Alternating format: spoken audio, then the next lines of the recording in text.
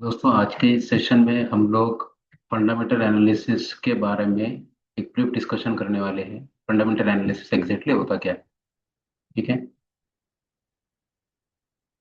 तो देखिए, stock market में जब भी किसी स्टॉक का इंडेक्स का जो प्राइस का प्रेडिक्शन होता है, वो प्रेडिक्शन करने के लिए दो तरीके की स्टडी होती है। एक होता है टेक्निकल, दूसरा होता है फंडामेंटल। ठीक है। तो फंडामेंटल एनालिसिस स्पेशली सिर्फ स्टॉक के लिए यूज होगा और लॉन्ग टर्म के लिए यूज होगा।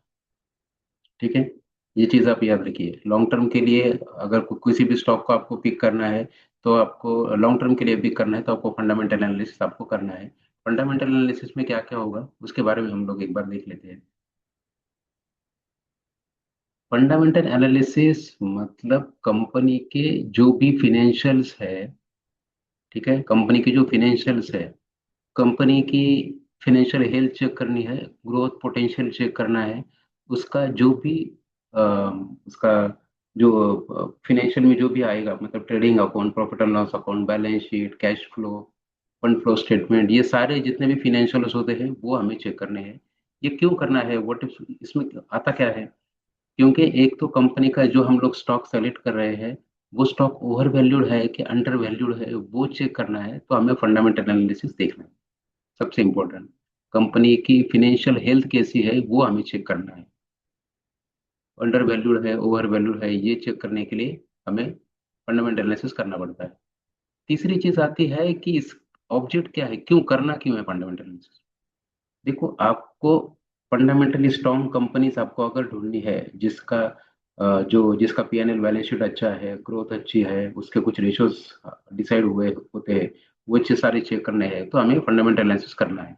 दूसरा, कंपनी या बिजनेस का जो रियल वैल्यू है वो समझने के लिए हमें ये फंडामेंटल एनालिसिस करना हो।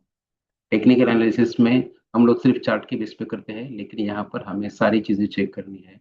हमारी रिस्क किस तरह से कम होती है वो हमें चेक करना है। और लॉन्ग टर्म वेल्थ क्रिएशन के लिए हमें फंडामेंटल एनालिसिस करना ही होगा। अब देखते हैं कि इसमें एग्जैक्टली फीचर्स क्या क्या है। ठीक है। पहली चीज, फिनेंशियल स्टेटमेंट एनालिसिस।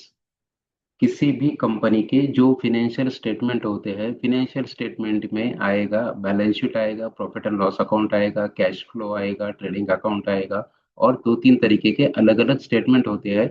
वो स्टेटमेंट को हमें थरली चेक करना होगा। बराबर।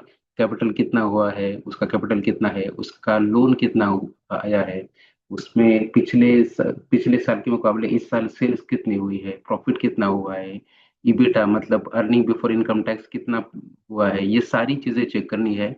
उसका कंपैरिजन करना है पिछले कुछ साल से। और उसके बाद हम एक पॉइंट पे आके डिसाइड कर सकते हैं कि ये कंपनी हमें इन्वेस्ट करना है कि नहीं करना। ठीक है, फिनेंशियल स्टेटमेंट करने हैं। दूसरे, बिजनेस और इंडस्ट्री की स्टडी करनी है। पहले तो हम लोगों ने स्टेटमेंट वगैरह सारे चेक कर लिए, बिजनेस एग्जैक्टली क्या है, नेचर ऑफ बिजनेस क्या है, प्रोडक्ट क्या क्या है, उसकी इंडस्ट्री कौन सी है, ये इंडस्ट्री को फ्यूचर में ग्रोथ है कि नहीं है, ये सारी चीजें हमें इसमें चेक करनी होती है। तीसरी चीज आती है मैनेजमेंट क्वालिटी इवेल्युएशन। कंपनी का जो टॉप मैनेजमेंट है, उन्होंने अब तक कौन कौन से डिसीजन लिए हैं, उनके कौन कॉल में कौन कौन कौन से डिसीजन अभी, मतलब उन्होंने कुछ चेंजेस वगैरह हुए हैं क्या है, वो सब चेक करना होगा। वो सारी चीजें इवेल्युएट करने के लिए जो होता है उसको भी फंडामेंटल एनालिसिस बोलते हैं। Ratios analysis like PE, ROE, ROC.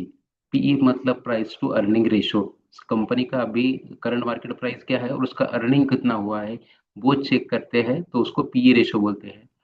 मैं एक एग्जांपल दे रहा हूँ। दूसरा होता है ROE ratio, return on equity, मतलब कंपनी ने कितना ये किया है और उसको रिटर्न कितने निकल रहे हैं, ये है।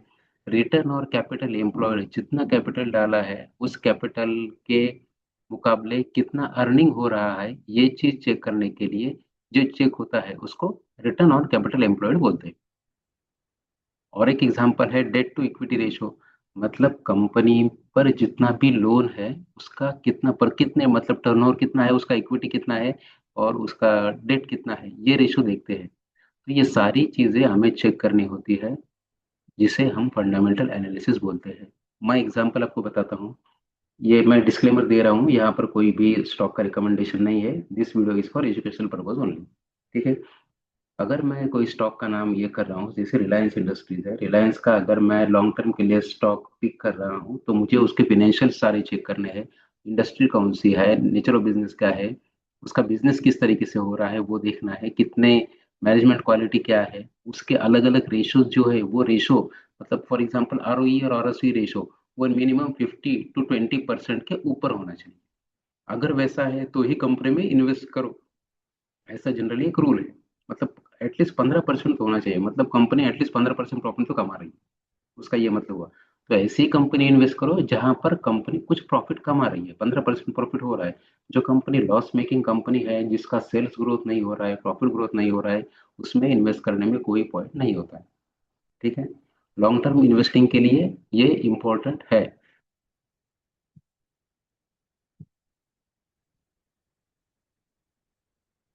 ठीक है। रेशियोज जो होते हैं अलग अलग, वो रेशियोज के बारे में हम लोग एक बार देख लेते हैं कि कौन से रेशो है। पीई रेशो होता है यहाँ पर। मैंने सिर्फ एक 4-5 रेशो ही मैंने आपको दिया है, एक एग्जांपल के तौर पे मैं आपको बोल रहा हूँ। ठीक है। एक्चुअल में एक 10 से 12 रेशो जो है वो हमें उसमें चेक करने होते हैं, 12 से 15 रेशो। अब होता है एक पीई रेशो होता है। पीई रेशो का फॉर्मूला क्या है? Current market price per share divided, current market price per share divided earning per share. Lowest P में indicate stock is undervalued. अगर किसी भी कंपनी का प्राइस टू अर्निंग रेशियो जो है वो कम है एज कंपेयर टू इंडस्ट्री, तो ऐसा समझ में आता है कि ये स्टॉक जो है वो अंडर वैल्यूड है। बराबर। स्टॉक की प्राइस जो है वो अंडर वैल्यूड, फेयर वैल्यू और ओवर वैल्यूड है। ओवर वैल्यूड मतलब स्टॉक की प्राइस जो है उसके, मतलब सारी चीजों की देखने के बाद वो प्राइस ज्यादा है, ऐसा बोलते हैं। तो ओवर वैल्यूड स्टॉक में इन्वेस्ट नॉर्मली नहीं करते। तो ये करंट मार्केट प्राइस जो है वो under value, fair value, over value किस तरीके का है ये देखने के लिए पी रेशियो यूज होता है। उसके बाद आता है return on equity, net profit divided by share holders equity, total equity कितना है। ये चेक करने के बाद हमें पता चलता है कि return on equity indicates better profitability and efficient use of equity. उसका जितना इक्विटी है उसका यूज हो रहा है क्या, कितना हो रहा है, ये सारी चीजें चेक करने के लिए ये रेशियो यूज होता है। ROC ratio, return on capital employed. बराबर।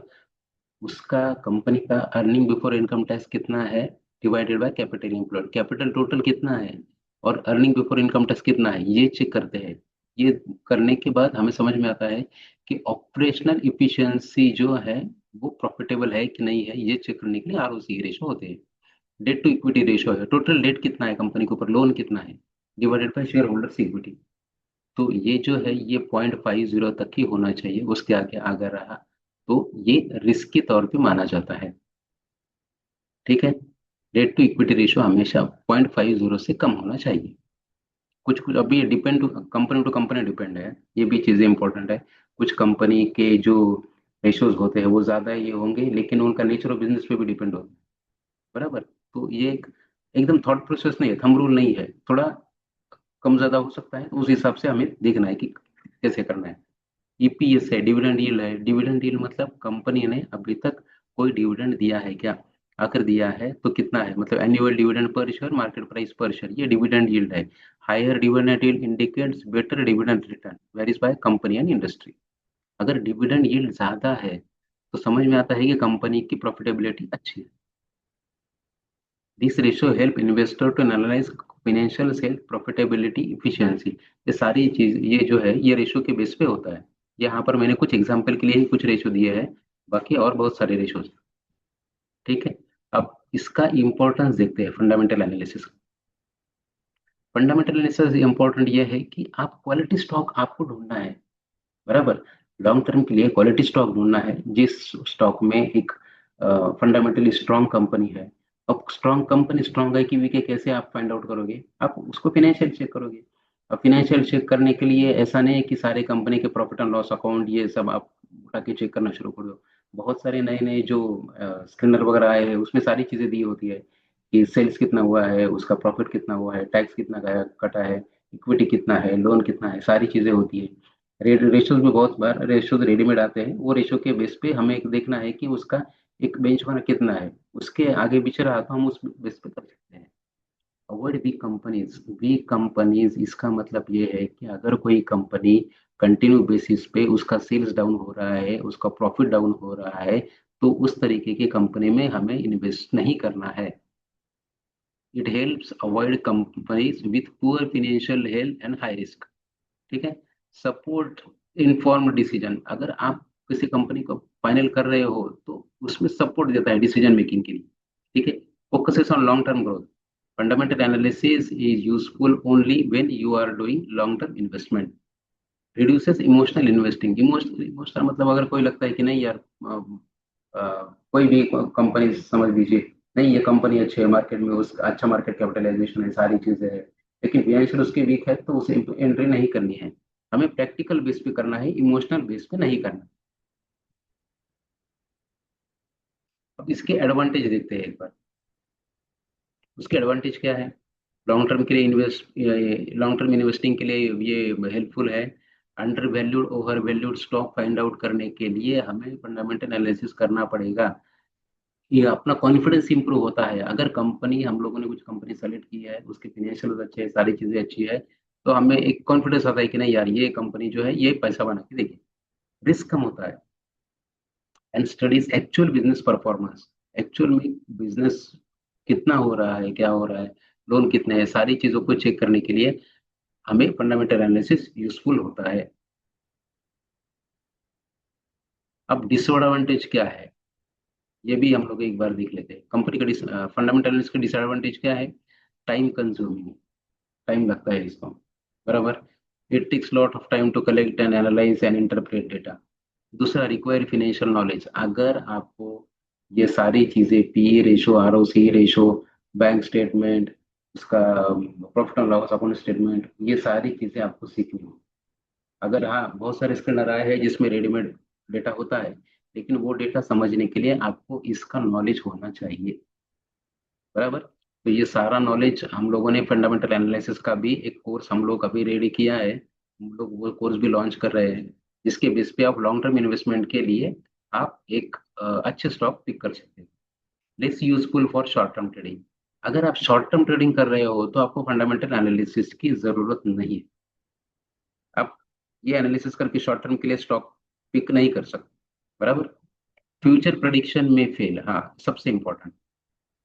इसका मतलब यह है कि हम लोग आज, अभी तक जितना भी हिस्ट्री हुआ है पिछले 3 साल, 5 साल, 10 साल में, कंपनी ने जो ये किया है, परफॉर्मेंस दिखाया है, उस बेस पे हम लोग एक प्रिडिक्शन करते हैं कि स्टॉक की प्राइस बढ़ेगी। लेकिन बहुत बार एस्टिमेट और फोरकास्ट जो है वो एक्यूरेट नहीं होती। समझ लीजिए कोई स्टॉक आज, अभी तक कंपनी का अच्छा ये चल रहा है, लेकिन कुछ महीने बाद अगर उसमें कंपनी में कुछ फ्रॉड हो गया, कुछ इनकम टैक्स का कुछ इशू हो गया, अगर कोई हो गया, तो वहां पर भी स्टॉक का प्राइस जो है वो नीचे आ सकता है। तो इसलिए गारंटी नहीं है। हाँ, आप फिल्टर कर सकते हैं, बराबर, फिल्टर कर सकते हैं, लेकिन प्रिडिक्शन में भी रॉन्ग हो सकता है, maybe. Market sentiment can impact prices, every strong companies can see price drops due to negative statement. इसका ही मैं एग्जांपल बताता हूँ आपको। अभी जैसे पिछले महीने में जो वॉर शुरू हो गया था, उसमें जो कंपनीज अच्छी थी फाइनेंशियली, निफ्टी 50 वाली, निफ्टी 100 वाली जो कंपनीज थी, वो भी उसने भी 5%, 10%, 20% तक करेक्शन किया था, बराबर। तो कंपनी अच्छी है, कंपनी की फंडामेंटल स्ट्रांग है, इसका ऐसा मतलब बिल्कुल नहीं है कि कंपनी की प्राइस कंटिन्यू बढ़ेगी। अगर इन केस कोई वॉर जैसी सिचुएशन आती है, कोरोना जैसी सिचुएशन आती है, या किसी भी रीजन की वजह से मार्केट में अगर पैनिक सेलिंग होता है, तो जो कंपनीज अच्छी है उसमें भी सेलिंग आ सकता है, उसकी स्टॉक की प्राइस भी कम हो सकती है। इसलिए यहाँ पर थंब रूल या गारंटी नहीं होती है किसी भी चीज में। स्टॉक मार्केट में किसी भी चीज की गारंटी नहीं है, सब प्रेडिक्शन पे होता है, प्रोबेबिलिटी पे होता है। लेकिन ये डिपेंड है, ऐसा नहीं है कि सारे स्टॉक नीचे आएंगे। हाँ, थोड़े टाइम के लिए करेक्ट हो जाएंगे, लेकिन ओवरऑल कंपनी अगर ओके है, फंडामेंटली अच्छी है, तो स्टॉक की प्राइस बढ़ेगी।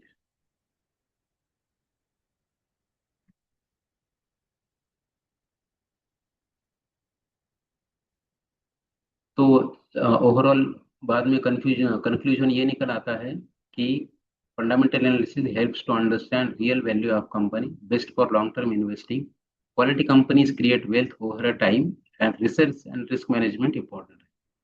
ठीक है। फंडामेंटल एनालिसिस पे ये एक ब्रीफ में मैंने वीडियो बनाया था, उसका एक डिटेल वीडियो कौन कौन से रेशोज होते हैं, क्या होते हैं, ये मैं आपको कुछ अ, एक दो दिन में नया वीडियो हम लोग अपलोड करेंगे। ठीक है। अगर कोई डाउट हो तो नीचे मेरा नंबर है, आप उस पर कॉल कर सकते हैं। Thank you.